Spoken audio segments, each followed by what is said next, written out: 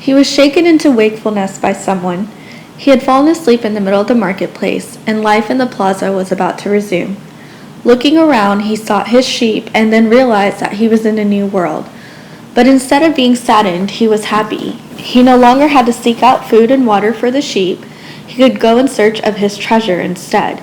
He had not a cent in his pocket, but he had faith. He had decided the night before that he would be as much an adventurer as the ones he had admired in books. He walked slowly through the market.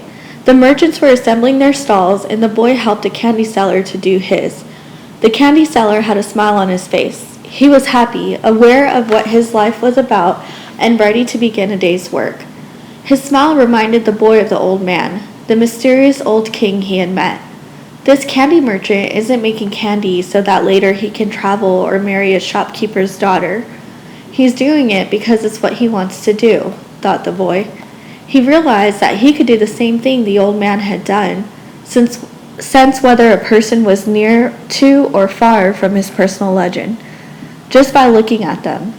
It's easy, and yet I've never done it before, he thought. When the stall was assembled, the candy seller offered the boy the first sweet he had made for the day. The boy thanked him, ate it, and went on his way. When he had gone only a short distance, he realized that, while they were erecting the stall, one of them had spoken Arabic and the other Spanish, and they had understood each other perfectly well. There must be a language that doesn't depend on words, the boy thought. I've already had that experience with my sheep, and now it's happening with people. He was learning a lot of new things. Some of them were things that he had already experienced and weren't really new, but that he had never perceived before. And he hadn't perceived them because he had become accustomed to them. He realized, if I can learn to understand this language without words, I can learn to understand the world. Relaxed and unhurried, he resolved that he would walk through the narrow streets of Tangier. Only in that way would he be able to read the omens. He knew it would require a lot of patience, but shepherds know all about patience. Once again, he saw that, in that strange land, he was applying the same lessons he had learned with his sheep. All things are one, the old man had said. The crystal merchant awoke with the day and felt the same anxiety that he felt every morning. He had been in the same place for 30 years, a shop at the top of a hilly street where few customers passed. Now it was too late to change anything. The only thing he had ever learned to do was buy and sell crystal glassware. There had been a time when many people knew of his shop, Arab merchants, French and English geologists, German soldiers who were always well-heeled. In those days, it had been wonderful to be selling crystal, and he had thought how he would become rich and have beautiful women at his side as he grew older. But as time passed, Tangier had changed.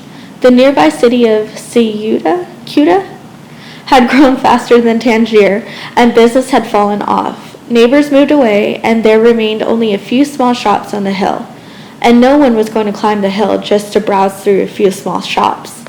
But the crystal merchant had no choice. He had lived 30 years of his life buying and selling crystal pieces, and now it was too late to do anything else.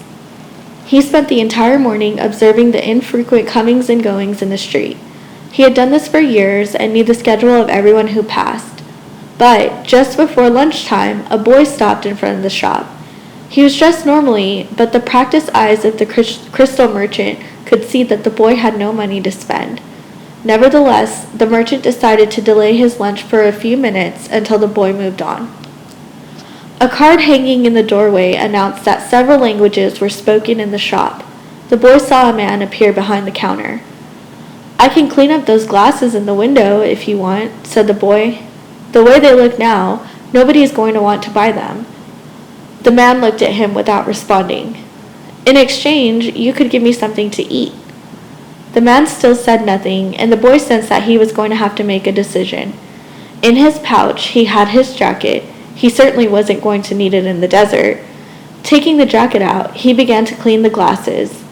In half an hour, he had cleaned all the glasses in the window, and as he was doing so, 2 customers had entered the shop and bought some crystal. When he had completed the cleaning, he asked the man for something to eat. "Let's go and have some lunch," said the crystal merchant. He put a sign on the door, and they went to a small cafe nearby. As they sat down at the only table in the place, the crystal merchant laughed. "You didn't have to do any cleaning," he said. "The Quran requires me to feed a hungry person." "Well then, why did you let me do it?" the boy asked. "Because the crystal was dirty, and both you and I needed to cleanse our minds of negative thoughts." When they had eaten, the merchant turned to the boy and said, "I'd like you to work in my shop. 2 customers came in today while you were working, and that's a good omen." People talk a lot about omens, thought the shepherd, but they really don't know what they're saying. Just as I hadn't realized that for so many years I had been speaking a language without words to my sheep. "Do you want to go to work for me?" the merchant asked. "I can work for the rest of today," the boy answered. "I'll work all night until dawn, and I'll clean every piece of crystal in your shop. In return, I need money to get to Egypt tomorrow." The merchant laughed. "Even if you cleaned my crystal for an entire year, even if you earned a good commission selling every piece, you would still have to borrow money to get to Egypt. There are thousands of kilometers of desert between here and there." There was a moment of silence so profound that it seemed the city was asleep. No sound from the bazaars, no arguments among the merchants, no men climbing to the towers to chant. No hope, no adventure, no old kings or personal legends, no treasure, and no pyramids. It was as if the world had fallen silent because the boy's soul had. He sat there, staring blankly through the door of the cafe, wishing that he had died, and that everything would end forever at that moment. The merchant looked anxiously at the boy. All the joy he had seen that morning had suddenly disappeared.